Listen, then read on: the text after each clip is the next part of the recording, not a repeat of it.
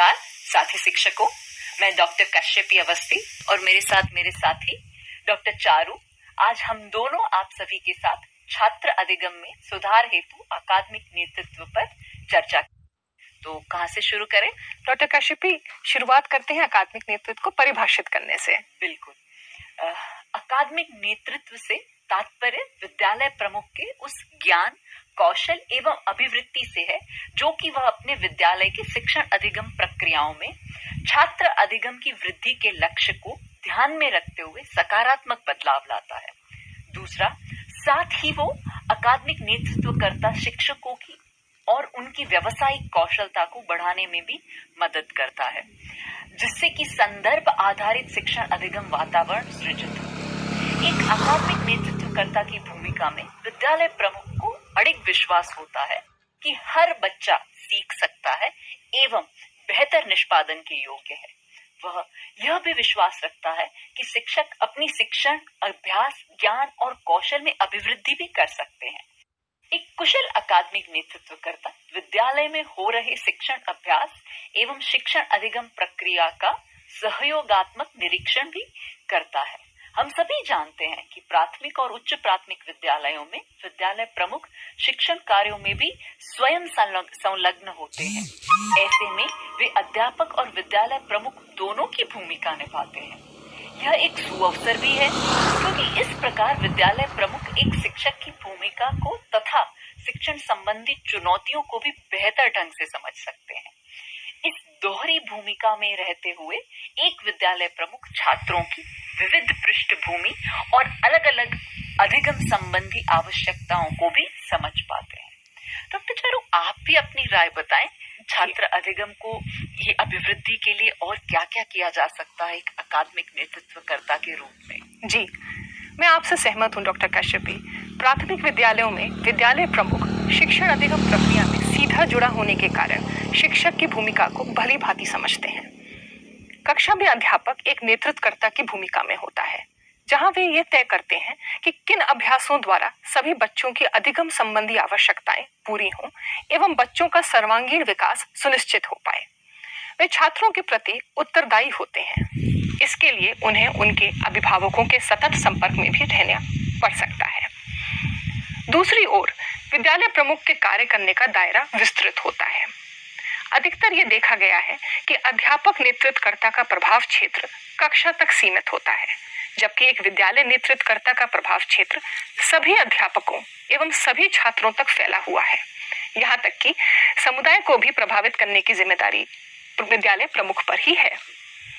छात्रों में व्यक्तिगत सामाजिक गुणों का विकास, उनका कल्याण एवं प्रत्येक छात्र के अधिगम स्तर को बढ़ाने का अंतिम स्तरीय उत्तरदायित्व विद्यालय नेतृत्वकर्ता का ही है।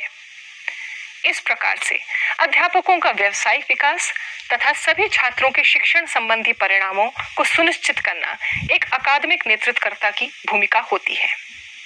डॉक्टर कश्यपी, मैं आपसे आग्रह करूंगी कि आप हमें बताएं कि अकादमिक नेतृत्वकर्ता की क्या मुख्य भूमिकाएं होती हैं।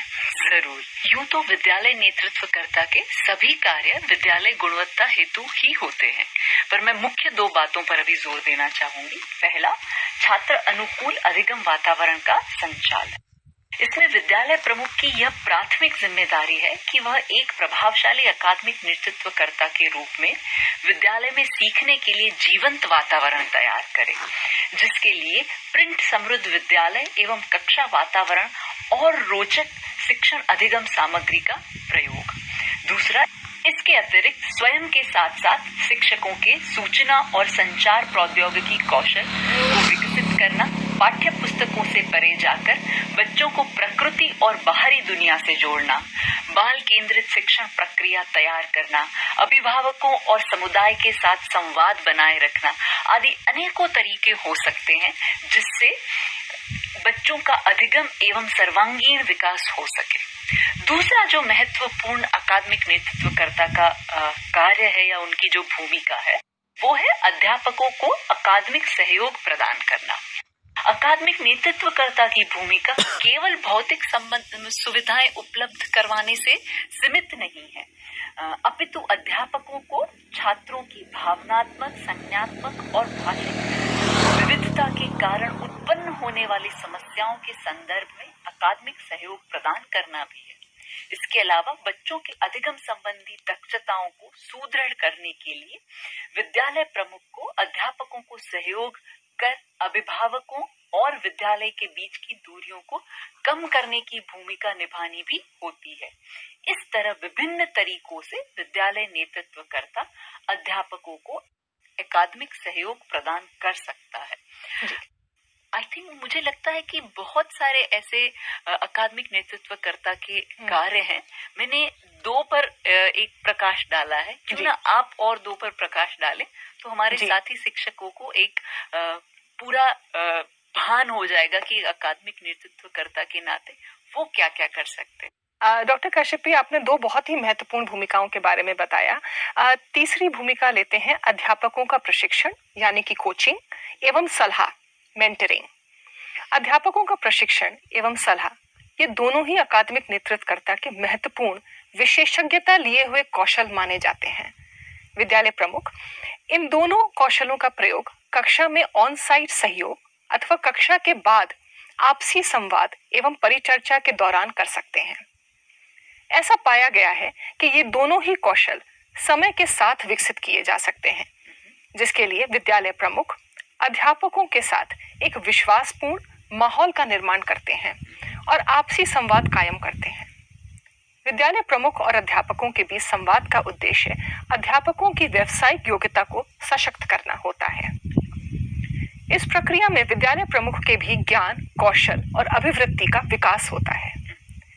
अकादमिक नेतृत्वकर्ता के द्वारा अध्यापकों का प्रशिक्षण एवं सलाह छात्रों के अधिगम पर सकारात्मक प्रभाव डालता है। आइए देखते हैं चौथी भूमिका क्या है। साथ ही अध्यापकों के साथ मिलकर विद्यालय शैक्षणिक दिनदर्शिका यानी कि कैलेंडर का निर्माण। विद्यालय एक ऐसा स्थान है जहां शैक्षणिक वातावरण व प्रक्रियाओं की रूपरेखा बनाकर उसे व्यवहार में लाया जाता है। इसमें अनेक प्रक्रियाएं शामिल हैं, जैसे कि पाठ्यक्रम का नियोजन, खेलकूद, रंगमंच, कला एकीकृत गतिविधियां इत्यादि। अपने साथी अध्यापकों के साथ बैठकर पाठ्यक्रम का नियोजन भी अकादमिक नेतृत्वकर्ता का एक मुख्य कार्य है।